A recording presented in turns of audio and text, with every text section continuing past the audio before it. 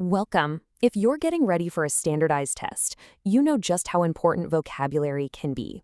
In this explainer, we're going to master 25 keywords together. We're going to break them down with really simple examples to help you remember them, and more importantly, use them with confidence. Okay, so to make this all a bit easier, we've organized our words into 4 simple groups. We'll look at words for feelings, words about people, words for ideas, and finally words that describe situations. Ready? Let's jump right in. First up, let's dive into words for feelings. These are the words that really add color to our language. They help us describe exactly what's going on inside our heads, or what characters in a story might be feeling. Our first 3 words cover some pretty strong feelings. So if you're loath to do something, it just means you really don't want to do it. You're reluctant. Think about a chore you absolutely hate doing. Next, lyrical. This describes something that's so beautiful and emotional it feels like a song or a poem. And finally, mania. That's an over-the-top excitement or obsession. You know, like when fans go absolutely crazy for a new pop star. Let's see these in a few different situations. A shy student would probably be loath to give a speech. A poem can be called lyrical because its language is so beautiful and emotional. And a simple hobby can become a mania if it starts to take over someone's whole life. All right, let's look at 3 more feeling words. Mawkish. That's for something that's too emotional. It's so sentimental that it just feels fake or cheesy, like a really bad love story. Now, melancholy is a totally different kind of sadness. It's quiet, it's deep, maybe even a little thoughtful. It's that feeling you might get on a long, rainy day. And when you muse, you're just lost in thought, thinking quietly about something. So let's connect these. A mawkish feeling is often seen as insincere. It's just too much. But melancholy is a very real, deep kind of sadness. And you know, if you're feeling a bit melancholy, you might just sit and muse for a while, quietly thinking about why you feel that way. Okay, let's move on to our next group. This section is all about words related to people and how we all live together in society. This covers everything from a person's bad behavior all the way up to government rules. This set describes 3 very different kinds of people. A lout is just a rude, clumsy person with terrible manners. Think of someone who just pushes past everyone else. Your nemesis is your ultimate enemy, that one rival you just can't seem to beat, like a hero and their arch-villain. And a miskick is a person who seems connected to a spiritual or magical world, like a wise old sage. Now, here's what's really interesting. Your nemesis doesn't have to be a person. For a lot of students, procrastination, putting off your work, is their biggest nemesis. And mystic can also be used to describe the feeling of a place, not just a person. These 4 words are all about how society gets organized. When people lobby, they try to persuade politicians to create or change laws. Mores are the unwritten rules of a society, the traditions everyone just accepts.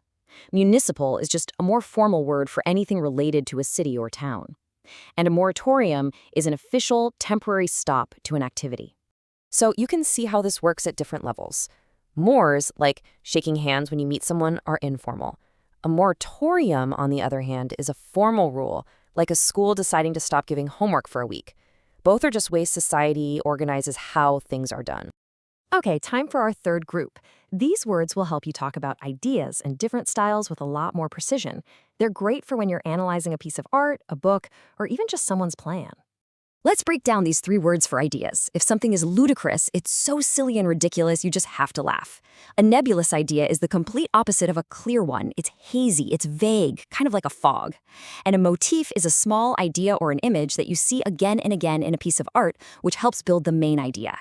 So yeah, a nebulous idea is like a cloud. You can't quite see its shape. And let's be clear about the difference between a motif and a theme. A motif is a small repeating detail, like the image of a clock in a story. That motif then supports the bigger main idea, the theme, which might be about the passing of time. These 3 words are all about styles and groups. A mode is simply a way of doing something, like a mode of transportation. A medium is the material or the method used to communicate something. For a painting, the medium is paint. For news, the internet is a powerful medium. And motley describes a group made of very different people or things that don't seem to match. Now, be careful not to confuse mode and motif. A mode is the big picture, the overall style. Think abstract art. A motif is the specific repeating detail you would see inside that style, like a star that appears in many of the artist's abstract paintings. And we've made it to our final section. Let's look at words that describe different kinds of situations and the qualities of things or people. These are really powerful words for describing the world around you. Our next words describe some tricky situations. A melee is a wild, messy, and totally confused fight, or just a chaotic crowd of people. A mire can be actual physical deep mud that you're stuck in, but it can also be a difficult situation that feels impossible to get out of. And momentum is that forward-moving force that an object or an idea has. And notice how mire and momentum can be used for abstract ideas, not just physical things.